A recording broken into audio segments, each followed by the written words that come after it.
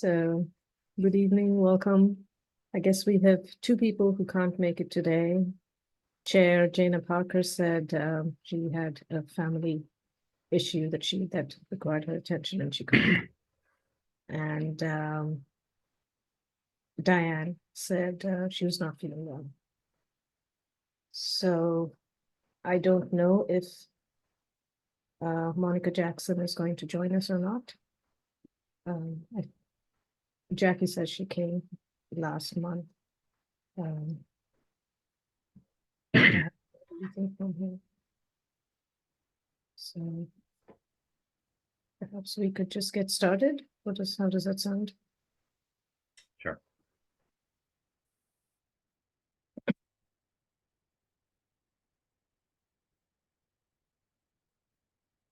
So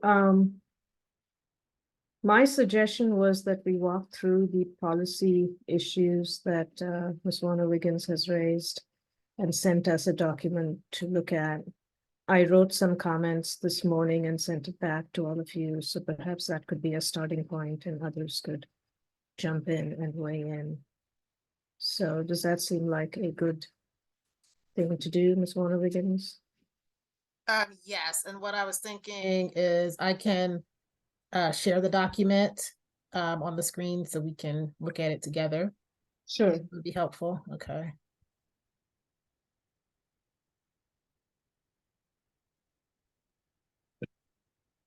A little bigger.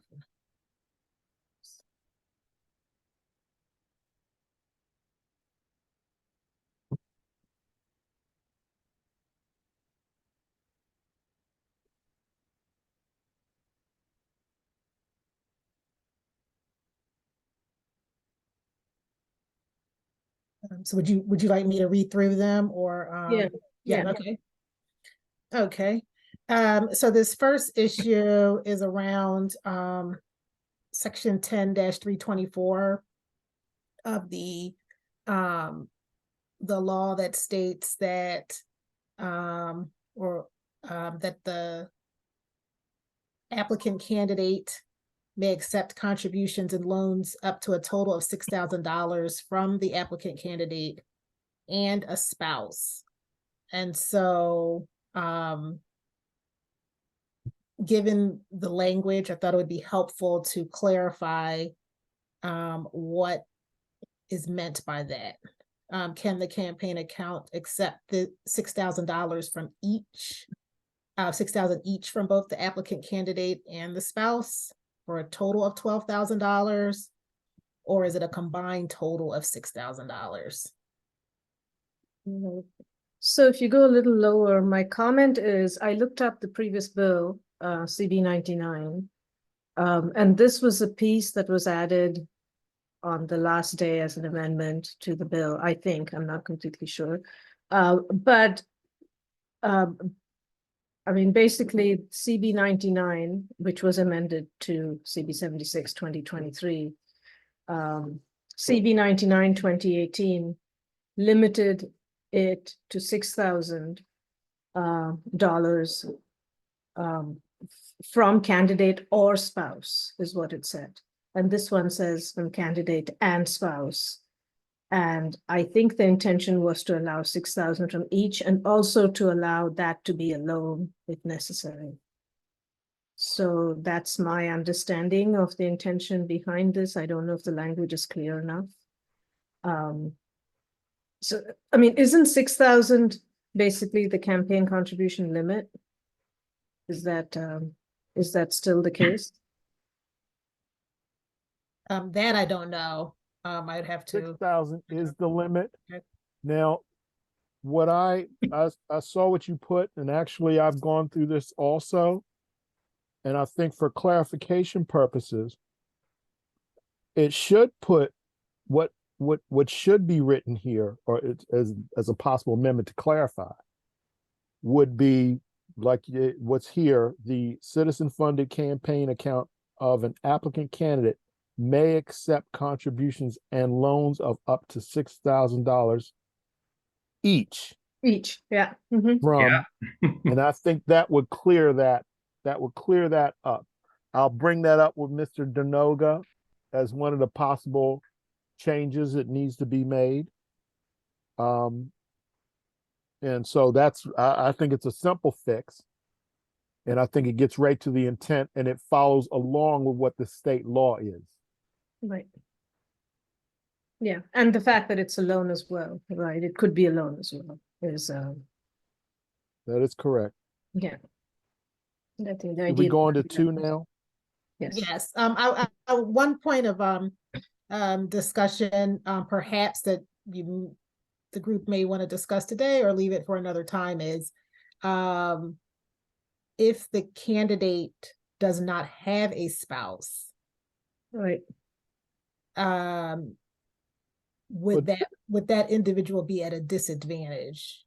Well, I mean, it would be a non-issue at that point. I Wouldn't it? mean, disadvantage relative to other candidates. Well, I mean, the fact that he in other words, if it's not a spouse, he doesn't get to designate somebody else to stand in that a non-spousal place. No, I think there are some programs that allow, a sibling or a parent, Uh, or some other person to substitute for that. I I mean, have if we're to- going to amend the language, we could ask Councilmember DeNoga if that's needed or not, and they can. Yeah, I just think you start getting into slippery slopes because people have more than one sibling and all that stuff, and then I think it gets into a slippery slope. Well, Y'all then you bring it have up. to say it for a total of 12,000 only, right? So either way, if you have to say that, you have to say, and Well, it doesn't say a total of 12,000 here. It doesn't say that. well, it says 12,000 total. Applicant, candidate, and her spouse, 12. Oh, sorry. That's That a six. Ms. Warner Wiggins's note. Okay. See, that's like I said, it's a slippery slope. I'll bring it up to them, but Yeah, people only have one spouse, but they have more than one sibling. right. So Right. No, I agree. And I Um, mean, the positive part about this is not matched by the public monies. So this Right. is something that you give. And I think the idea of the loan was if you couldn't afford 6,000, you could loan yourself 6,000, perhaps as a Kickstarter to put up a website or something else. I think there was some conversation about that. right. Okay. No, I Okay. think I agree with your conclusions there, and I would think that we could declare or say that our commission interprets this as $6,000 each, and regardless of whether there's an amendment, and however, I agree to Mr. Maddox to present that to Mr. DeNoga just to let him know whether he wants to go forward with an amendment. But does that make sense? Is it that our interpretation is the way it is and the way it was amended that it must be each? I'm confident that it is. Yeah. I'm confident that it is, but of course, me with my lawyer hat wants things as clarified as possible. Sure. So, in case of anybody challenging and so forth, we're safe. Right. So do you feel, Mr. Maddox, that this needs to be amended or it just, are you Well, set- like I said, I would feel more comfortable, but I will bring it up to Mr. DeNoga to make sure that is the intent, that he Okay. had that intent Mhm. in this legislation. Okay. And then we can go from there. Okay. Thank you. The next one is number 2, right? Yes. Okay. What So is your this take one- on this one? So essentially, for this one, if we want to go right to, does anyone need me to read the issue, or should we just jump right to? Well, if you hold it, I think people can Okay. take a Okay, few seconds to read it. sure.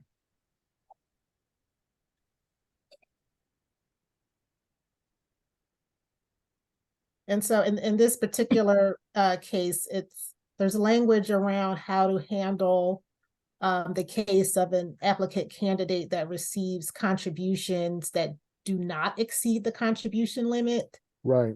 But it does not specify what happens if a candidate receives contributions that exceed the contribution limit. Yeah, and Yeah. interestingly enough, I do have a take on this one.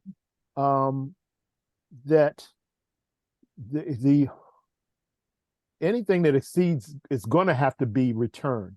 If you notice the language that is in that subsection D3, what you'll notice it says in the case of an applicant candidate subject to paragraph 2, any contributions received from that individual that do not exceed the contribution limit in subsection 8 during the current election cycle and prior to the following notice may be returned to the individual.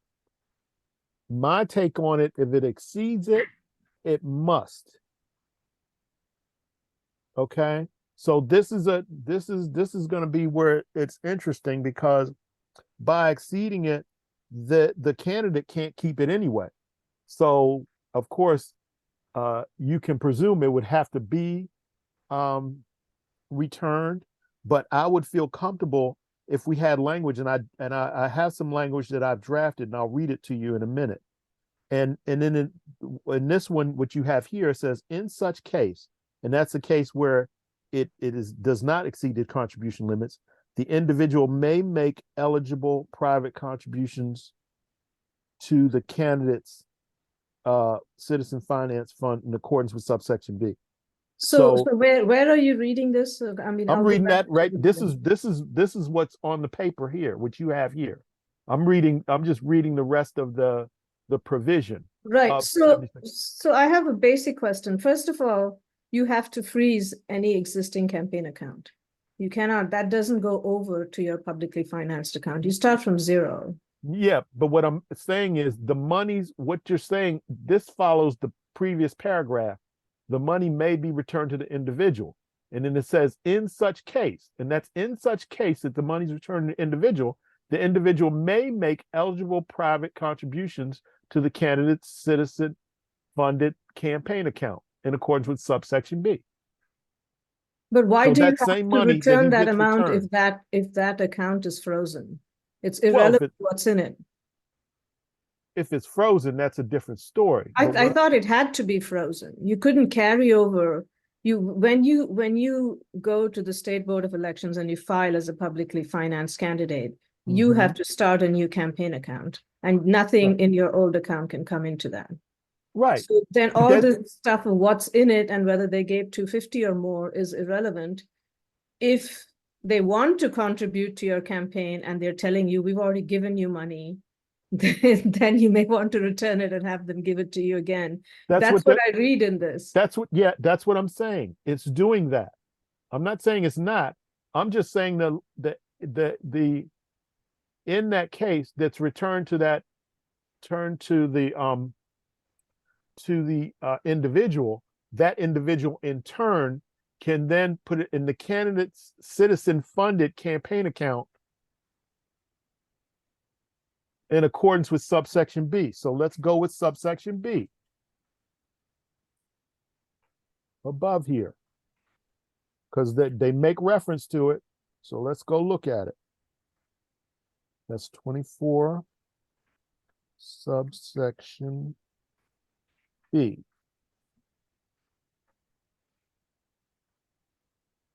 And that's just basically going through the contribution limits.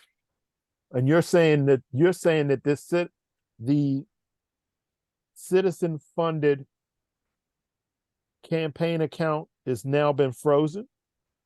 Yeah, no, so this is for people who have an existing campaign account and who have not done more than the allowed amount of transactions from it, right?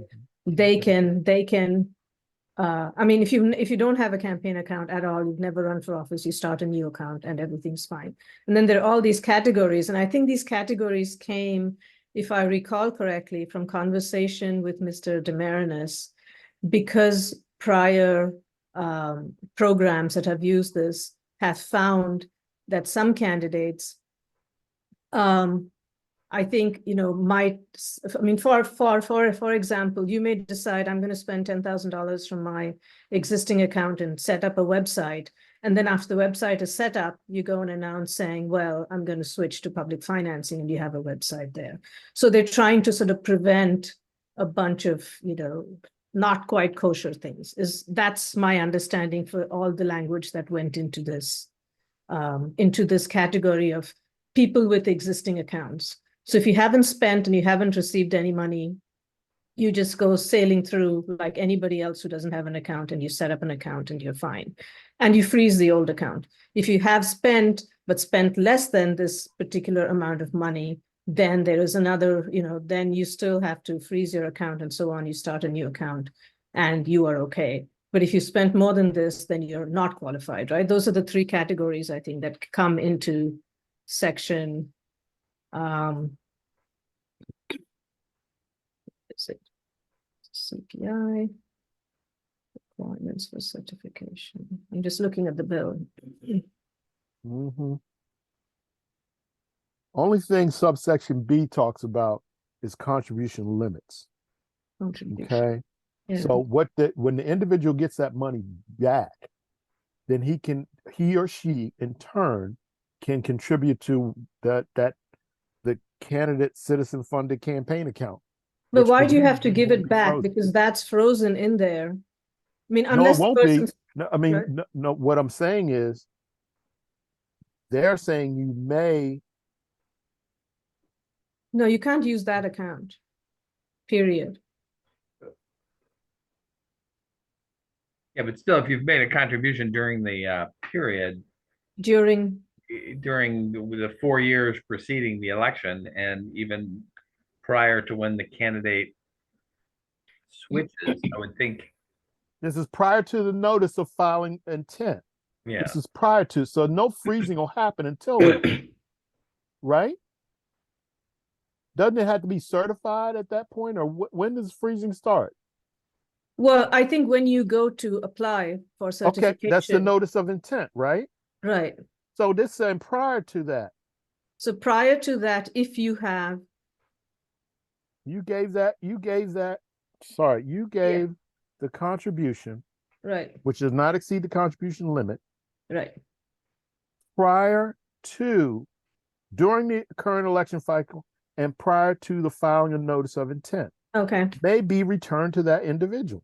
That's fine. So that's just, that's giving you the option of returning it and having them put it into your other, right? But it's still limited to 250. So Yes, it's still so limited that's to fine. the That's to fine. limits So of subsection it's B. a nice way of telling people, if you have an existing account, you just had a fundraiser, then don't fret. You can give the money back and get it back in your other account. Yes, but Yeah. what the point I'm trying to make is that may part. And what I'm saying is if it exceeds it, what they've given it, it's going to have to be returned. So I think there should be some language that says it must be returned in that. No, you don't have to return it. You don't have to return it if you're going to freeze the account. You only have to return it if you want them to give you the money back into another account.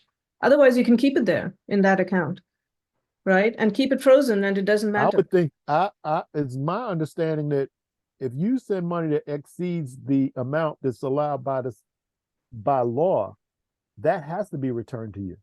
Am I correct? That's only if you get the money in your publicly financed campaign account. Then your treasurer says, oops, this came through the website and it's $500. We're returning it tomorrow. Yeah, I'm not talking about that. I'm talking about generally in state law. That would have to be returned to you. You can't, that campaign account cannot hold the money that exceeds that limit. No, this is a wouldn't different make any campaign sense. account, right? I mean, are we talking about the old campaign account or the Yeah, new? we're talking about the old one because that's what you're talking about. You did it to current election cycle and prior to the notice of intent. Again, I think that's again a question for Councilmember Drenot. That's going to be a question for Councilmember Drenot. Yeah, I think we But should get him into a conversation. I tried today, but I think Right, he's yeah. busy. But like I said, I have I some think we should proposed find language. out and maybe find out how this actually reads.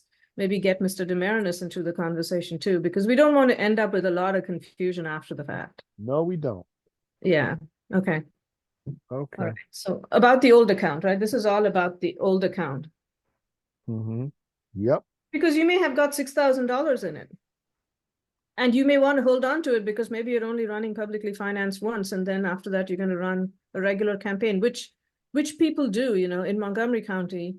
They have run publicly financed once, got into office, and then decided, nah, I think we're just going to run a regular campaign. Mhm. Because then we can keep more money in our account and, choose to run for Congress or something else, right? So all those calculations then come into people's minds. So, Mhm. but they should know exactly clearly before they get in what they need to Okay. do. So again, okay. So what would your thought be if they do not return the funds? So if we say the funds exceeded, but they're going to freeze the account and not use it. I think That that's what they do person- in other counties. I mean, that's my understanding. I'm just saying, Yeah. money that exceeds the contribution limits are not Yeah, supposed to be in that account. So it would have to be returned. I would think it would either have to be returned or you can't participate in the program. But That's how do you what- know whether you spent that amount or the amount in your account is what is theirs that's left, right? Oh, no, Because I'm not talking about spending. I'm talking about what you receive. But what you receiving- received this year, but I mean, you received when though? Because it's an old Right, campaign right. account. You That's may true. have I money mean, left like I over, said, but it's up operate. I'm just saying conceptually, it would Yeah. make no sense that would be allowed to stay in that account. no, but they can say we spent it. Well, you run across some state violations, I'm sure. And that's No, not not what the spent it now. We legislature's spent intent it in was. the last election that we ran in, and what's left is, $2,000 or something. So how, I mean, the whole entire amount they collected is not sitting there, right? So are you only saying if they took contributions in this calendar year? during this election cycle is the question. During the in current this- election cycle okay, and if they prior to the took money. filing notice. Right. Okay, Right. okay, all right. Yeah, no, I think it makes sense that they They return it, right? Because they return haven't. it. Yeah. Okay, Yeah, I agree with that. okay. So is that one where we want to get some additional guidance? Yes. But the recommendation is to require that it be returned. Yeah, I mean, I'm saying for this one, but I'm also dealing with, Mhm. for the ones that exceed it, that must be returned. Mhm. But what I'm saying is that's going to be I got some additional language on top of this language here. I'm not saying get rid of this language. I'm saying I have additional language that deals with when it does exceed the contribution limit. Okay. Okay. And what is that additional language? Is that something? Okay. No, I haven't given it to you yet. I was about to read it. Okay, And what I'm going to say is any contributions received from an individual that does exceed the contribution limit in subsection B during the current election cycle and prior to the filing notice of intent must be returned to the individual. In such case, the individual may make eligible private contributions to the candidate's citizen-funded account in accordance with subsection B. So all I'm changing, and it's like the inverse, where you're saying it must. yeah, Okay, that's I all like it's that. doing. yeah, that's good. Yeah, Okay. that's very good. And we're just talking about these 2 years, right? The election cycle started and a year and a half into this cycle. Okay, Okay. Right. We're laying the groundwork for the future cycles too. yeah.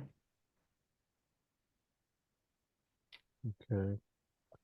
Number 3, there is section 10-325. A6 says an applicant candidate may submit only one application for certification for any election. And then subsection A7 says if an application is denied, the applicant may resubmit the application once, done before the end of the qualifying period. And so the question is, are there restrictions on the types of additional information that would be reviewed for a resubmitted application? So, only yeah. missing documentation be considered. Could they submit new receipts if they were short, for example? Well, that may be one of the No. reasons why it got denied, right? Right. It could be because they needed to raise 40,000 and they raised 39,600. Right. So my thing is, as long as it make it before the deadline, it should be all right. If there's any information that's missing that is relevant to the denial, and they provide that information, I would think it's fine as long as they make the deadline. So multiple times or just once? I mean, this thing is saying once, and I think other Right. other counties also say once because they want your treasurer to be somewhat responsible for what they're doing. Right. If an application is denied, they'd submit it once if done before the end of the qualifying period. But make sure you get all that information up and send it that one time. Yeah, so one more time, right? You Yeah, can apply once and But I then don't think there's any restrictions that are types of information that can be on there. Because like I said, if it's missing documentation or figures or something like that, this gives you the opportunity to one bite of the apple to get it correct. because somebody's gone through it and looked at it and told you what's wrong, Yes. right? They're That's not what I'm leaving you presuming guessing. will Yeah, tell you. I mean, yeah, right. So that's where we would be with that one. It's reasonable. I Yeah. see there's a note here to find out what happened in Montgomery County. I do believe Montgomery County, I'll double check, but I do believe Montgomery County will not accept new receipts. So if you submit an application and it adds up to 39,600, if you have a receipt and you just forgot to submit it or neglected to submit it, but it was received before filing the application, then they'll accept it. But they would not accept a receipt for a donation received after the initial application. I don't think we need to make it that bureaucratic, right? I Okay. mean, if your addition didn't come out all right, let's Okay. give them a chance to go back and add it up again and find the remaining money and come back one more time. But you Okay. know, yeah, I mean, this is the first time we're doing it, so Okay. you don't want to just, yeah, that's my feeling. Oops, I'm sorry, I scrolled too fast there. Number 4. Let's see here. I'm sorry. 4. It's number Scrolling is 4. moving too fast here. Okay, number 4. Yes. Okay. So this is more about the matching, how the matching would work. If essentially a contribution, it's eligible, it's not eligible for a match because it's from a non-resident. Right. But then that same individual then becomes a resident. What would be the matching rate for any subsequent donations?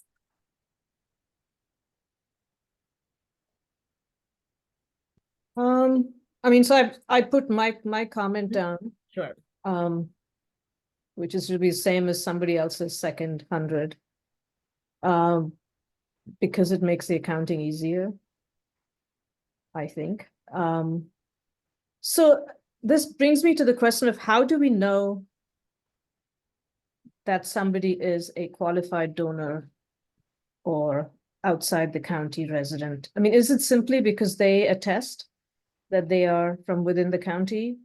The only way, as you said, the only way to check is by looking at the voter registration, right? And there is a federal law which says you cannot contribute to campaigns if you're not an American citizen. So given that, I mean, do we assume that everybody's contributing is registered? Because otherwise, how No. can you check? No. Yeah, the receipt would require a residential address.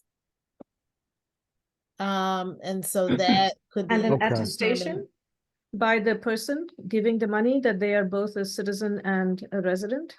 We could require that on the receipt, but that is not a requirement for a receipt. We could require that. Yeah, I mean, county. I would think it would be a good idea attestation. Okay. Because Yeah. then that's subject to certain penalties by not telling the truth. Okay.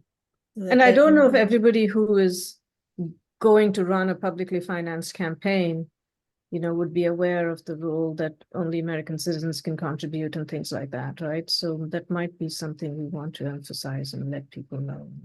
Yeah, but what I'm saying is with this public financing, the qualifying qualifying contribution is eligible from supportive it's made by a county resident. Now, we also have to presume that, or should we presume that they're at the age of 18 or over? Should we put that in there? I That's think another we question. should. I mean, I think it makes sense. Right, And that's actually one of the questions below. Right. Because right now, any resident or non-resident could contribute up to the $250, and there's no age restriction for that. So you could have a household with, in theory, 3 children, 2 parents over the age of 18, all 5 could contribute $250 each. What is the federal rule on contributions? Do you have to be over 18? I don't know. Honestly, I can tell you. I right now, looked it I'm not up sure. today. I know it said US citizen and somewhere. I just looked up. The state board did mention that there's some rules around contributions can't be pass-throughs. And so in theory, you could say that a contribution of a child is really a pass-through from the Pass-through, parent. Yeah, Um, right. but is a 16-year-old, does that, is it possible that a 16-year-old is independently making a contribution?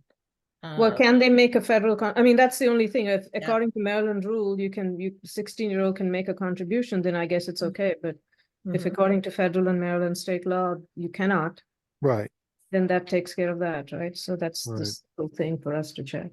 Mhm. all right. All right. Well, return of contribution.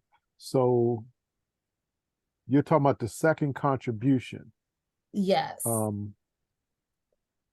What's going to move makes an additional contribution? Same candidate's public campaign.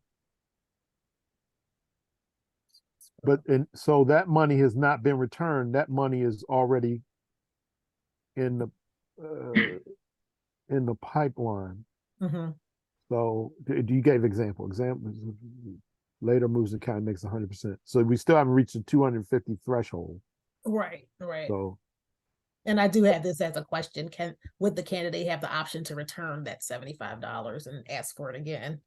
Yeah, well, it says, it wouldn't Yeah. count towards the one that he had sent before. I would think would not count towards going towards the matching. Is Mhm. that correct? Wouldn't that be correct? Unless we allow the candidate to return it and the contribution. Yeah, unless they would, But unless they're otherwise, allowed to no. return it. Yeah, Right, otherwise it would not be eligible for a match. it wouldn't be eligible. Right. this is why they're throwing you out when you come, Right. and you want to get certified for how much money you have. Mhm. So So I'm okay, looking at the Federal Register, and it says Federal Election Commission is amending its rules. This is 2005, so they must have done that. Regarding contributions and donations by individuals age 17 or younger. There's some Supreme Court ruling, blah, blah. So I think we should just look this up and do whatever the federal rules are. That'd be fine. Or the Maryland rules, which probably mirror the federal rules anyway.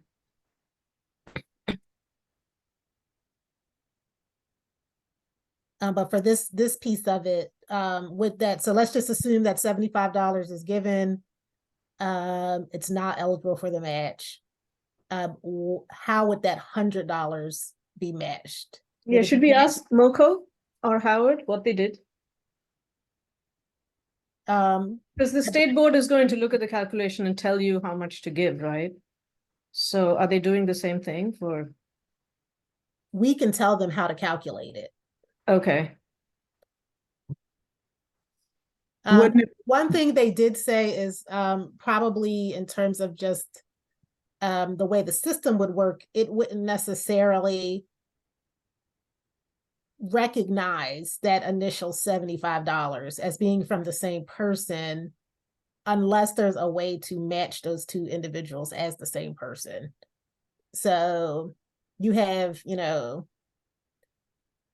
John Doe from Bethesda submits $75, and then John Doe in Hyattsville submits $100. The system wouldn't necessarily recognize that as the same John Doe unless there's some other characteristic that can be used to match them. So what if a second John Doe submits a total of 250 and the first one has already given 100? And that's the same, it's the same issue, it's the same Same concern. issue, right? Yeah. Yeah. Mhm. But wait a minute, now he sent the 100 when there was no matching, correct? Oh, Or this- no, he this- sent this- the 100 now. He sent the 100 because he's living out of county and he Living gave, out of county, but so it's not a qualifying thing for that matching, correct? right. Mhm. So he can do a 250 when he moves in. That will be what's matched. I don't think he could do the 250. He wouldn't. Yeah, you shouldn't be Yeah. able to allow the 250 because then you can Yeah. ask all your friends. Mhm. They'll have to move Yeah. into Prince George's, but and just Yeah, I don't see anybody moving in for 250, but go ahead. But they're Um, they're capped at the 250, even if part of that 250 isn't matched. Oh, yeah, okay, yeah. okay, Mhm. okay, all right. Well, I But guess we won't that's your know. answer. So that's a But that's part of it is we won't necessarily know. so the campaign has to keep track of all this. Yes, yes. So can you clarify, so it is, if one is out of county, one can make 250 contribution, it's just not matched? Right. Oh yeah, so yeah, you can get contributions from someone out of state. They can be from anywhere. Right, Okay. Anybody can contribute to your campaign. It's just not eligible for matching dollars. right. Okay. But the question is, then Mhm. you turn around and move to the place. Can you Right. then, you can't even give a dollar in that scenario. No, yeah, in that scenario you can. If you've already given the Okay. 250, you're done. All right. Yeah. Mhm. I mean, you can, I mean, I don't know, can they return it and recontribute and all So that? that's part of the question. Yeah. Is when we allow that. So this is where it gets in the weeds. Well, administratively, it gets to Yeah. be a bit of a challenge Yeah. when you Mhm. got all this, going back and forth. Okay, all So right. maybe this is just advice you give the candidate saying, don't do these things, right? And that's it. Just say total 250. You can't return it and get it converted to in-county, etc. Right. And You'll would just we- be restricted from any amount less that you contribute that's less than 250. You'd be restricted to that difference between the 250 and the amount you contributed earlier. Mhm. Yeah. Yes, The that makes question sense. was, how will that be matched? Is that How considered would the it, that's first the 100? yeah, how would it be matched is the Right. question. The second, the in county contribution, how would it be matched? Mm. I Is would- the question, is the in-county contribution before the 250? That's what I'm trying to. Yes, that's why I Yeah. use these numbers. So Yeah. that we weren't even Mhm. anywhere near the 250 cap. So it's just strictly about the difference in the matching rates. Because you get $7 for your first 25, Mhm. $5 for your next 50. So if that's 75, if all 175 have been done in county,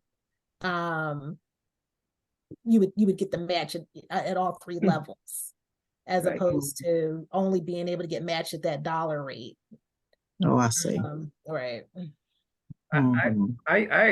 I agree with that interpretation. I think that makes sense. Which Oh, one? which one? Well, if you make whatever you have left of the 250, when you make that contribution as a resident, it starts at the bottom of it's like your first, you get the benefit as if it's your first contribution. Okay, as if it's your first $100. Yeah, so that the other part then is essentially the unmatched upper level or dollar to dollar amount that you don't Mhm. get. Yeah, that's a good way to think about it. Mhm. That's fine. Just I mean, the treasurer has to keep track of all of this, right? So Mhm. yeah. So matched at as if it's your first. I mean, I said it the other way, but Uh-huh. I'm open to all suggestions, and I just thought one might be simpler, but I don't know if simpler is the way to go or fairer is the way to go. So Okay. fine. All right. Hopefully they align, simple and fair. Right, right.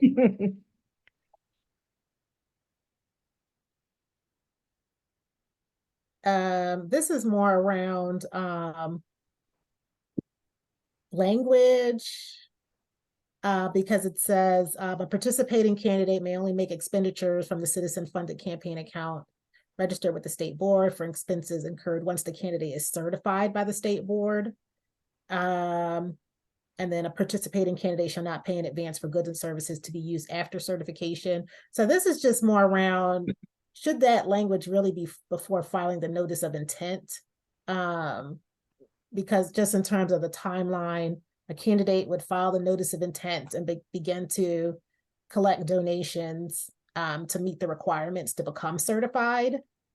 And then once the candidate meets the requirements, depending on the office he or she's running for, then that person could apply for certification. And so there would be funds, contributions being collected in that period between when the person files notice of intent and when they're actually certified. How long does that take, do you know? It depends on how long it takes them to collect the necessary donations. No, you mean certified? That's not certified, that is qualify for matching funds.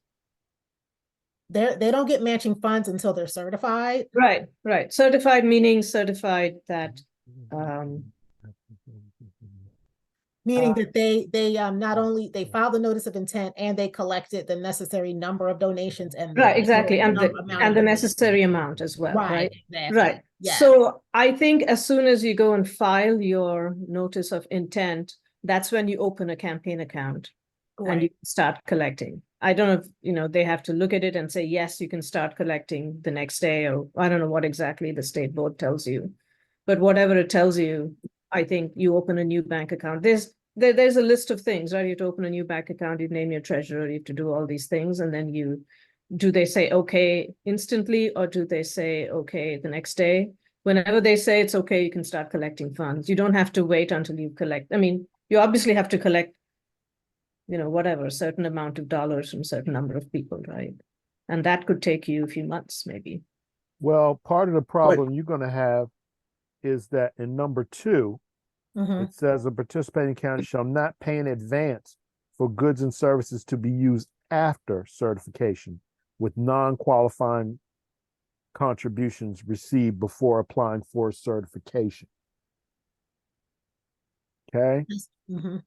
So what you're going to have is, okay, you can go ahead and how do you want to say, collect these funds, but they will not be used for any period after certification. Is that a good interpretation? That's does how that I'm mean you can't? interpreting it, but I'm wondering if that, instead of saying certification, it should say received before applying for or submitting the notice of intent.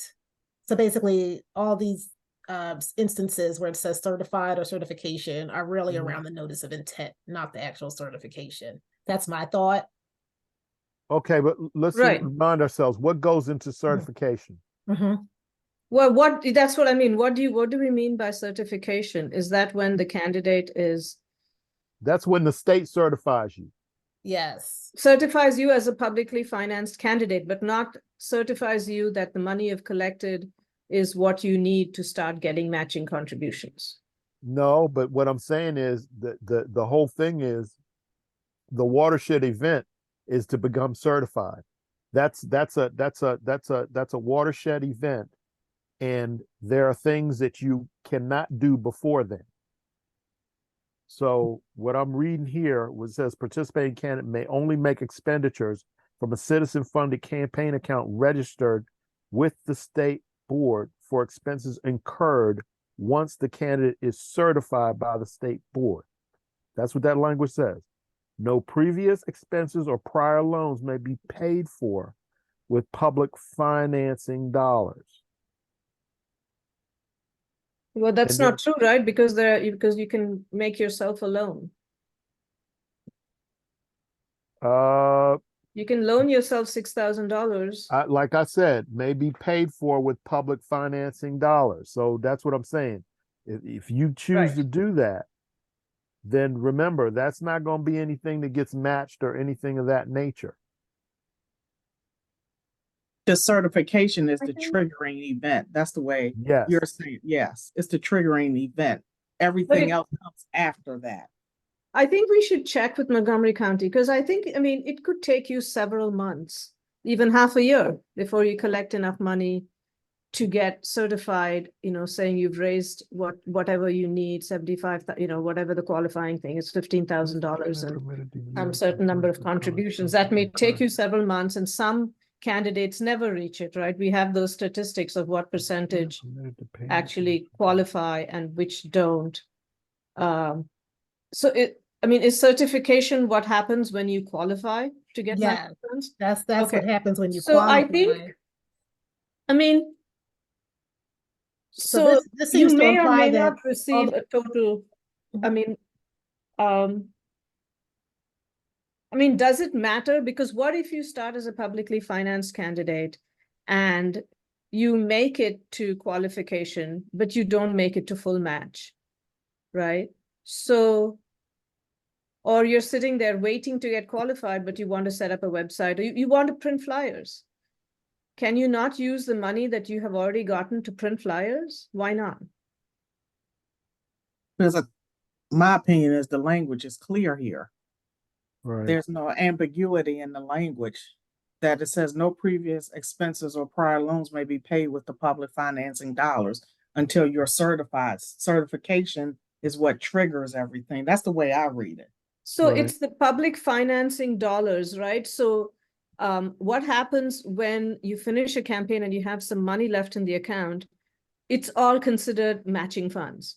You spend your money first, and what is left in the account is the matching funds, and that goes back to the county. That's how it is for all the counties. So you have to empty your account and give everything back to the county when you finish. You can't keep anything in your account. So given that, I think what this is saying is you can't anticipate and spend the public dollars, but you should be able to spend the money that you gathered. Isn't that what it says? Yes, With What's the I public don't, financing dollars? You can use funds that aren't the public match. So if you had your loan or Right. Right. Or your contribution, your 6,000, or or everybody's amount that is their contribution, but not the public match to it.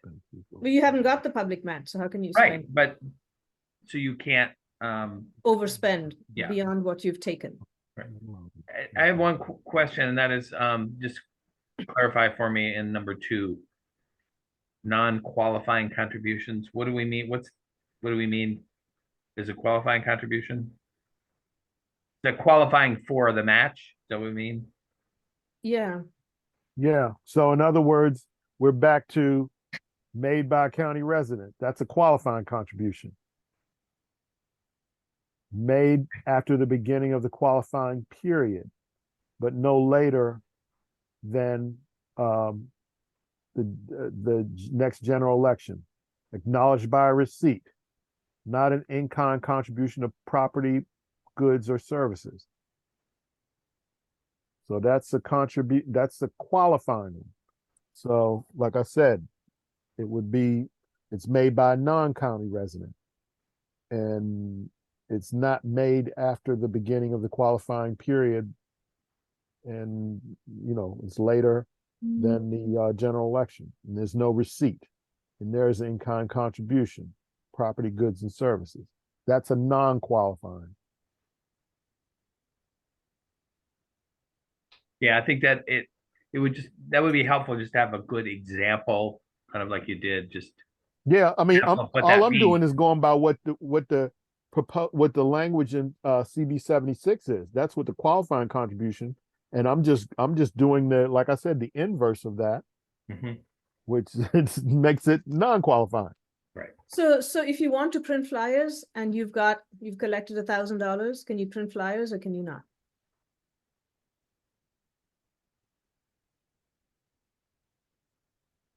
Are so you, I I'm I sorry. think guess so. I should, Yeah. I just want to make note that, I'm hearing both sides of this, and I did put an asterisk here because my thought is that this is language that may need to be amended Mhm. because it sounds like I agree with Mr. Maddox and Ms. Bell that the language is clear that certification is the trigger, but that's the part that I'm wondering if it should be amended, that maybe the trigger is not certification or should not, maybe the trigger should be filing the notice of intent. Yeah, I think that's what the trigger should be. I think you've already taken care of people not using prior dollars from the prior campaign accounts to start padding their campaigns by building a website or whatever. And the use of that has been prohibited, right? So, and that is frozen and you can't do that. So given that, I think people should be able to use their, I mean, otherwise we're saying only people, I mean, why is it that you can use a loan that you give yourself and do whatever you want with it? And if you can't afford to give yourself a loan or a gift of 6,000 or whatever, then you're handicapped until such time as you have qualified and received public dollars. Why can you not spend the money you have raised for, I mean, you can't spend in advance. And I mean, I think that should also be somehow regulated, that you don't pledge $10,000 to build a website before you have the matching funds and so on. You can't spend it in advance of getting it. Is this one where we also should talk to Councilmember Denoga? Yeah, I That's to think so. intent. we should call him up and ask him to get onto the meeting. No, but I'm serious. I'm Yes, serious. no, it's true. And I mean, and also, this is also something that either Councilmember Denoga or Jared Demarinis, the State Board of Elections, can clarify for us, Mhm. because this has been done 3 times before now. Right. So it should be an easy one. And if our language is confusing, the question is, do we have to amend the bill, or can we just lay this out in policy? It'd be a good idea to change it in the bill. In a bill. I thought he got his advice from Mr. Demarinis before amending CB 99. And he might have, but Yeah. I mean, remember, you got other eyes on this now. Yeah, no, So- that's true. That's true. So, I could we go right to number 6 here? Yes, you sure can.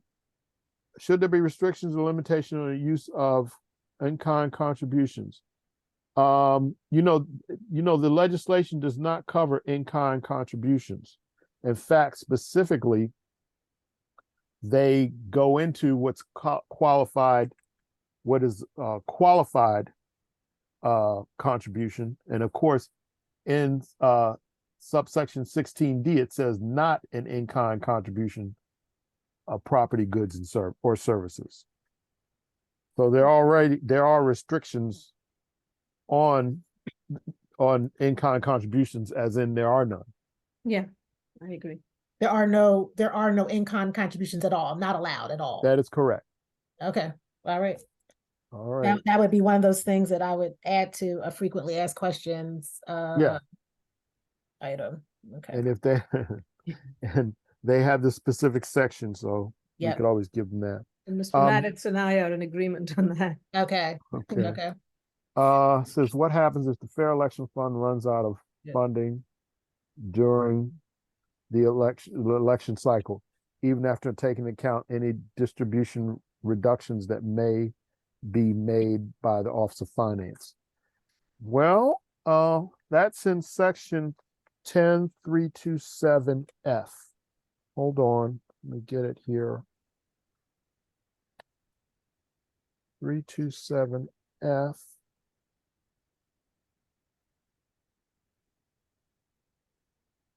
Fund insufficiency.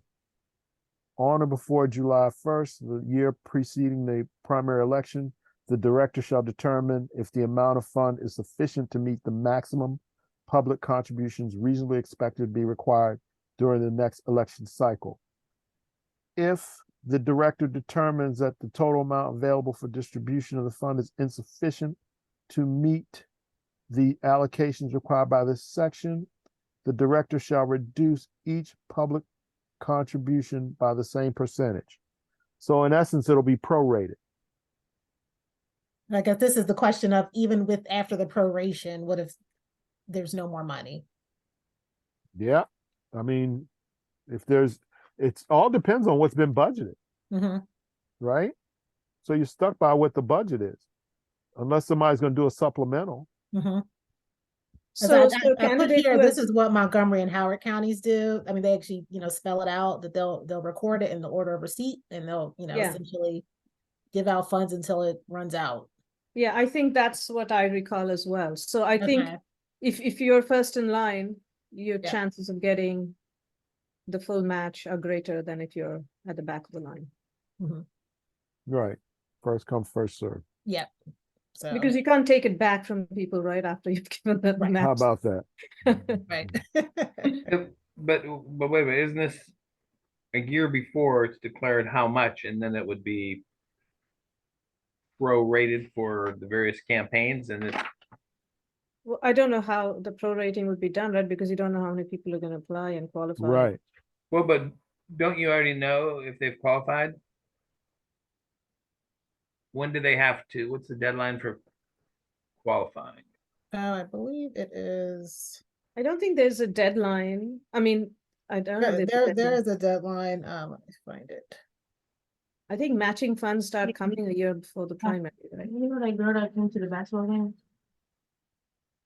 Let's see. Yes. There was a lot of girls. The one that sit next to you and that by on her. She got me my birthday gift, but she was trying to find out, but she couldn't find it. She that I had it or something. Keisha, your mic is on. She could have to get the they don't want to keep it. So the deadline to apply for certification would be 45 days prior to the primary is the deadline to apply to be certified. That's the final date you can apply, right? And Wow. Yes. So what is the that range of would- dates? Yeah, so it's only 45 days prior to the primary. And how soon can you apply for certification? You can apply for certification anytime after this, during the once you meet the requirements, but anytime during the election cycle. But I think matching funds are only given sometime, right? Yes. It's, I mean, at least I thought Montgomery was saying matching funds would come a year before or something like that. Yeah, Right. the matching funds start, you actually receive the funds starting a year ahead of 1 year. ahead Okay. of the primary, right? But you can apply for certification Right, in advance of that. right. And you have until 45 days prior to the primary to apply for certification, but that would be after the point. That'd be almost a year after the point that in theory, the Office of Finance would be looking at that fund sufficiency. So July 1, 2025 is when the law would require the Office of Finance to take a look and make a determination about whether there's sufficient funds in the account, but candidates have until May 16th of 2026, so almost a full year later to actually get certified. So the Office of Finance may not know at the time that it's making that determination exactly how many candidates are going to be certified. Yeah, you wouldn't, right? I mean, so July 1 is the earliest that you can ask for matching funds? Or is it a bit Yes, later? at least that the funds will start being dispersed. Now, it could be, individuals could, I suppose, file their reports prior to that, but no funds will be dispersed before July 1. Okay. So you don't really know, right? You don't know. Right. So that's it. That's why, I think There's- Howard there's this County added possibility. money Mhm. to their pot in the final year. Mhm. Wasn't enough and there were more candidates running than they expected. So that would be, I guess, up to the council. Mhm. But that would be a supplemental budget, right? Right. Yes. Yep. Mhm. Unlikely. Don't know. Well, so would the Office of Finance have so they make a determination that, okay, here's how much available, here is the formula prorating for each of the offices. And then if more people file, Mhm. is there a other layer of determination. They could say, well, it's going to be less, or do they reserve some and say, and we're going to reserve some just in case for other people who file.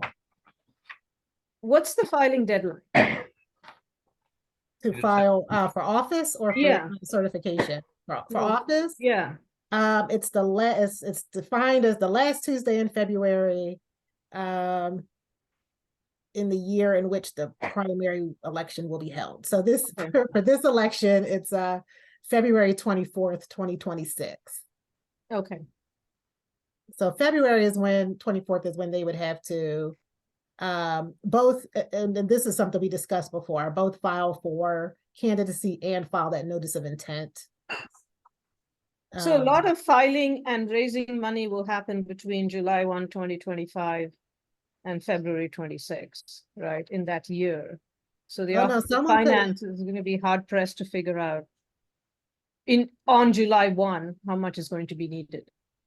if someone waits until then, right? Yes. Yeah. Someone could, they don't have, of course, they don't have to wait that long, but someone could wait that long. Yeah. Yes. But they could right, wait till exactly. August 2025, right, after you. Right, did, right, be right. a flurry of They could people. wait until February 2026. Right, So, yeah. mhm, So, yeah. yeah. So then, I mean, the pressure is on the council so Yeah. much on the Department of Finance then. Yeah. Yeah. Well, do mhm. we have, so do we have anything to say about that? Like to try to head off a crisis or a dilemma, maybe that would be the word. And I don't know if that would come in where other counties maybe. So if the money's really tight and we're not successful in getting the amount that we are asking for, is there a fallback, or the Office of Finance makes a determination and then they say this is it, and then if somehow it goes over budget, they're responsible to find out how to find the move the funds around or work with the county council?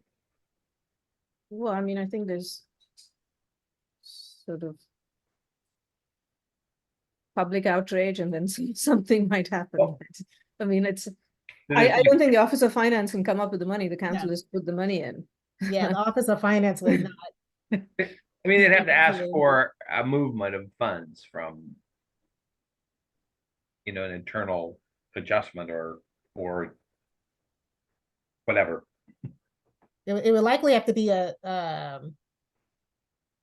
conversation, for want of a better word, between the Office of Management and Budget and the Yep. county council. That is Yeah. correct. Yeah. Mhm. The financing is just the mechanics. Mhm.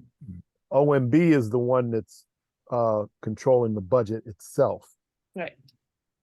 So yeah, that'll have to be a conversation Mhm. probably between the county council and the county executive Mhm.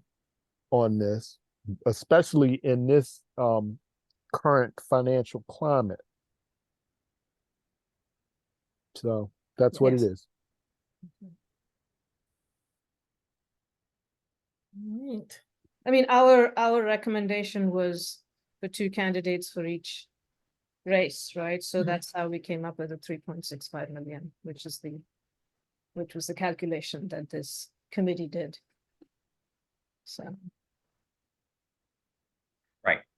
So I guess if the dilemma is, if the fund is depleted or the fund is way short of maxing the matching that people qualify for, what happens? I mean, I guess that's a political decision. It's just the money's not there and all these candidates will be left in the lurch.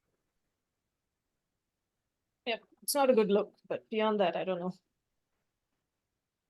Yeah, so But- if there's anything we can think about that we could do to The that. legislation is going to do only but so much. Mhm. At that point, that will be a decision by decision makers. This legislation won't guarantee what the result's going to be.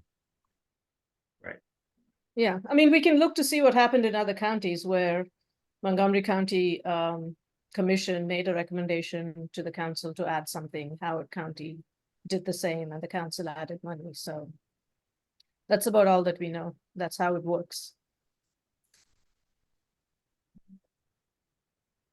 Okay, All right. Go down.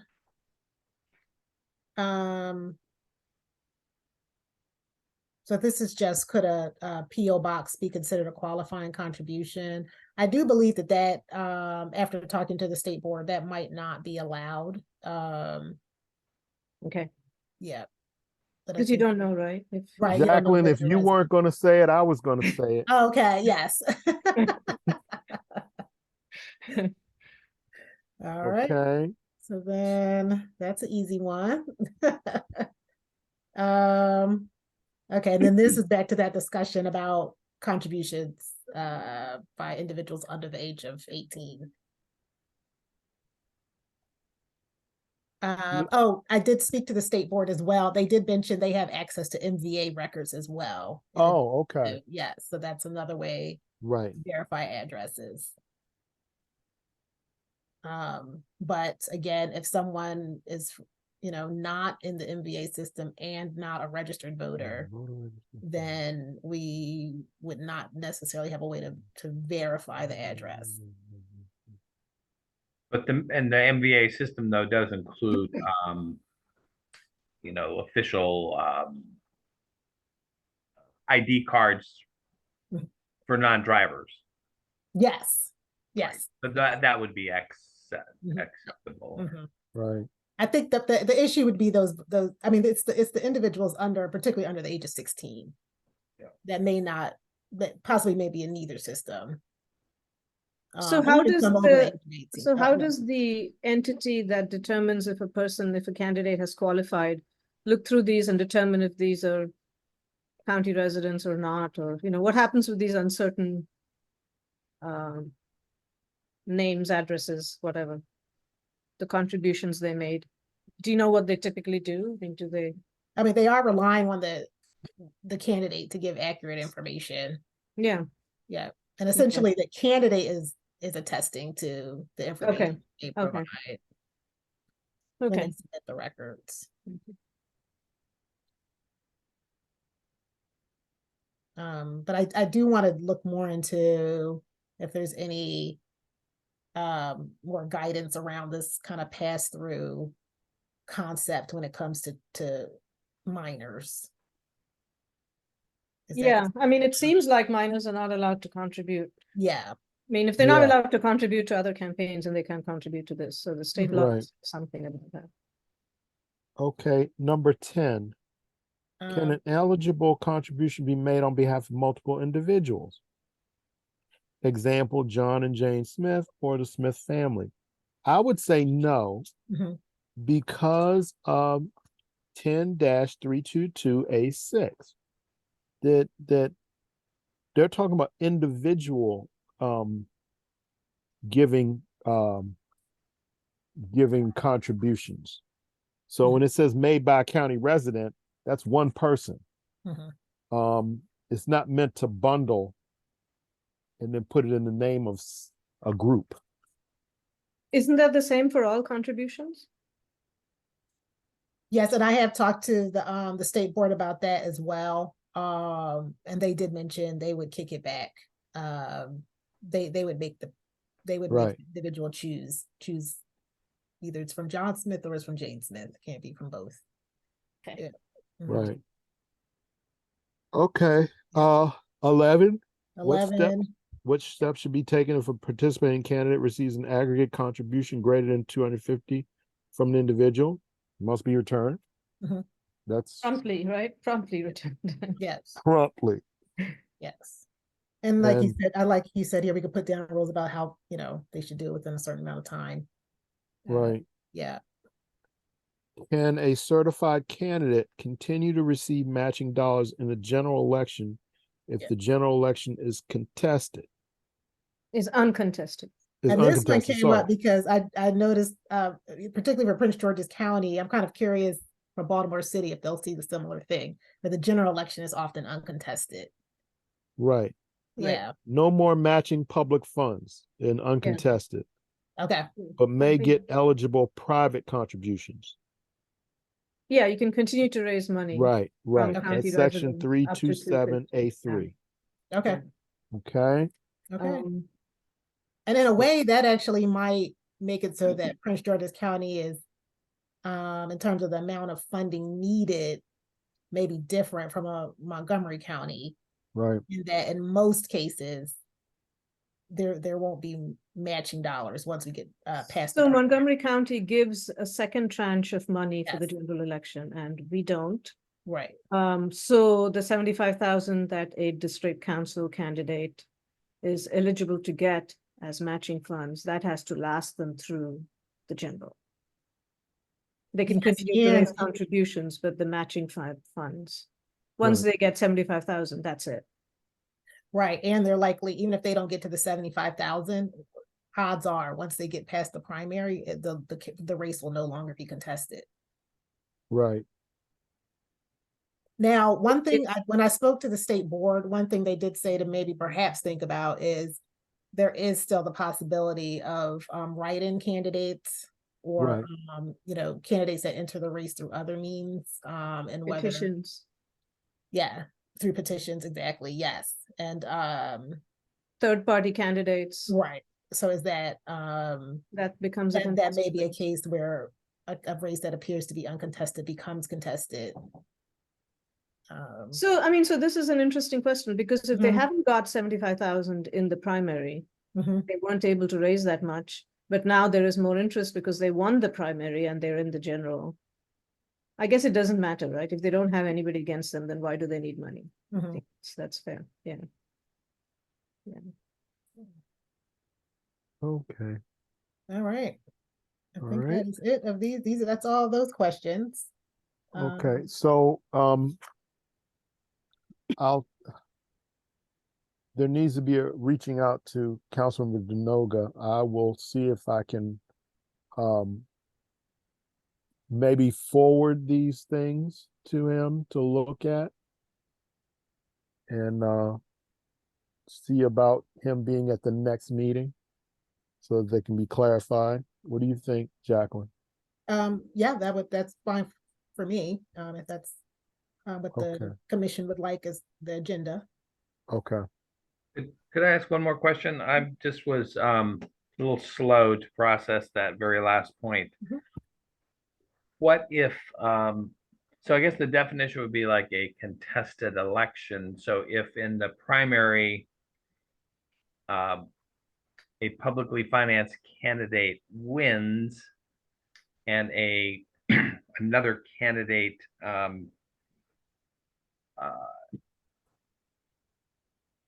doesn't like that and decides to run as a write-in or other party or some other way, and Mhm. is there a definition of contested so that that person should be able to keep raising funds and be matched if they have not reached the limit? So Yeah. is that clear, just as long as it's Well, if it's like I definition? said, because it's uncontested, there's no matching funds. But if it becomes contested, you got a write-in candidate, that's contested. Okay. So that's clearly, Mhm. Yeah. Yeah, contested is just defined as there's more people running for the office than there are seats available. Right. So that write-in candidate, that becomes contested then. So they should be able to still get public dollars. and write-in candidates have to declare, is that correct? That I don't know. I I'm think- not sure. I don't know about write-in, but I think petition candidates, Mhm. I mean, you Well, can sure. write anything in, right? You can write Yeah. anything in Oh, when you that go in, to the yeah. polling place, so I don't So, think. but is there a trigger? Like, I thought in some cases, if people can write in anything, but to appear on a tally, I don't know. I thought there was some way to do some declaration. I think you have to file, right? You have to file to say I'm running. So that's the first thing. And you can file, but I don't know if you can't file, as as an independent, right? You have to file under some party or you have to file. But once they do, then it becomes contested. Right. And then it becomes a non-issue.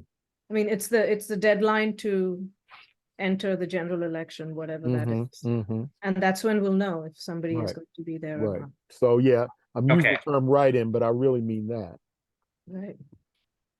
So if we finished with this topic and somebody's going to reach out to Councilmember Denoga, Mr. I will Maddox, reach out to yeah. Councilmember Denoga. Okay, yeah. I did Okay. send him this list of questions earlier Oh, you today. did?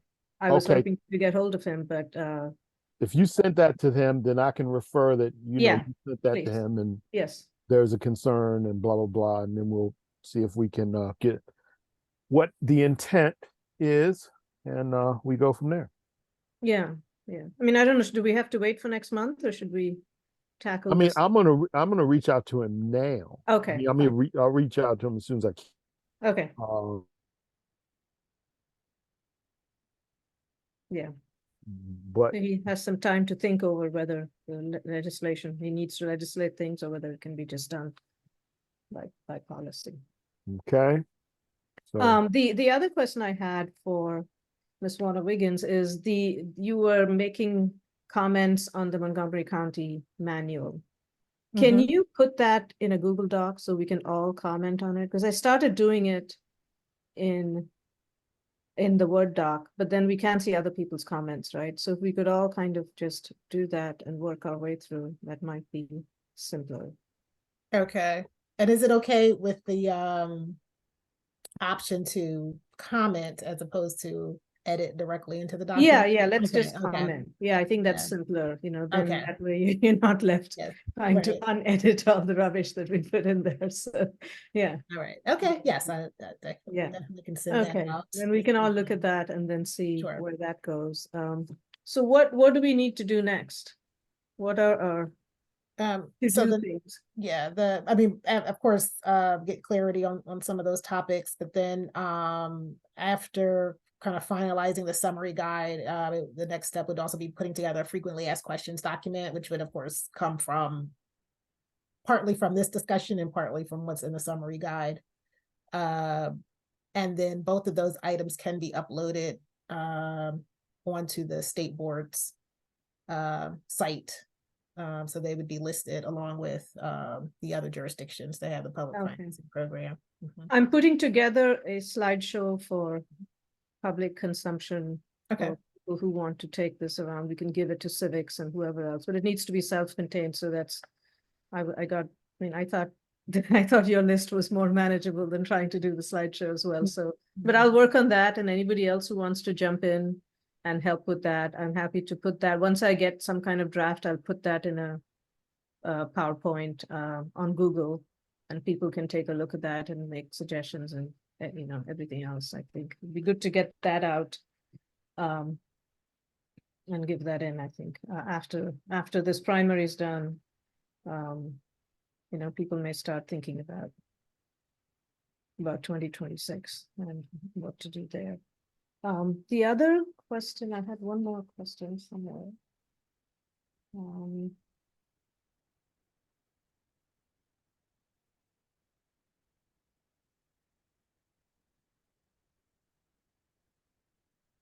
Yeah, I'm sure it'll come back as soon as we get off the call. So I will email it to you, and then we can figure out what to do.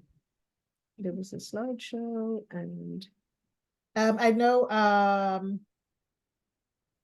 Ms. Parker mentioned a letter to go to commissions or various committees or civic organizations. yeah, we can. I mean, I think we can do a cover letter and also give them a PowerPoint and an FAQ. Okay.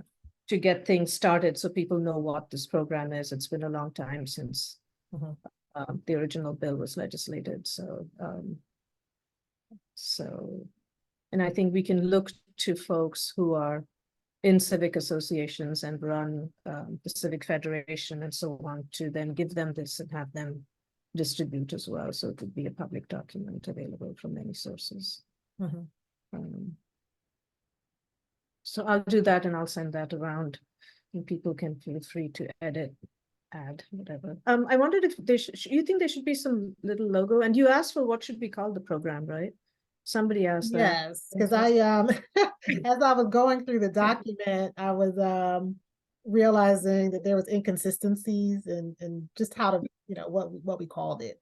So Yeah, I mean, um, fair elections is not a very meaningful title, right? It just means nobody should stop you from going to the ballot box and casting your vote. I mean, that's what it strikes me as. I think we used to call it small donor funded election. mhm. Maybe we can come up with something, that's more descriptive than this. And create a small logo, then we can put that on the PowerPoint and send it out, and use it wherever else we might need to.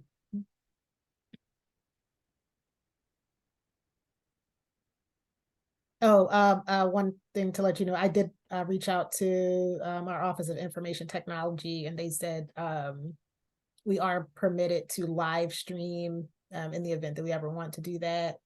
Using Okay. the county's YouTube channel. Okay.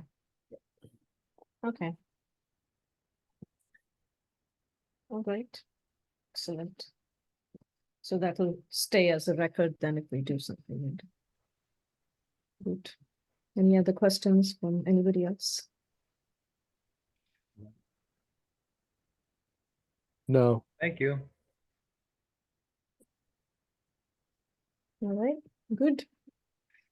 So we're done for today, and next meeting, unless we decide to do otherwise, will be the second Wednesday of April. I'm heading down to see the total solar eclipse in Texas. Yeah. Man, So- nice. That's I will great. be done with that after that, and then get to this. Yeah, All right. all right. Well, thank you, everyone. All right. Thank you. Good night. Take care. Good night, Good night, everyone. and thanks, everyone. Okay, Bye-bye. Bye. Okay.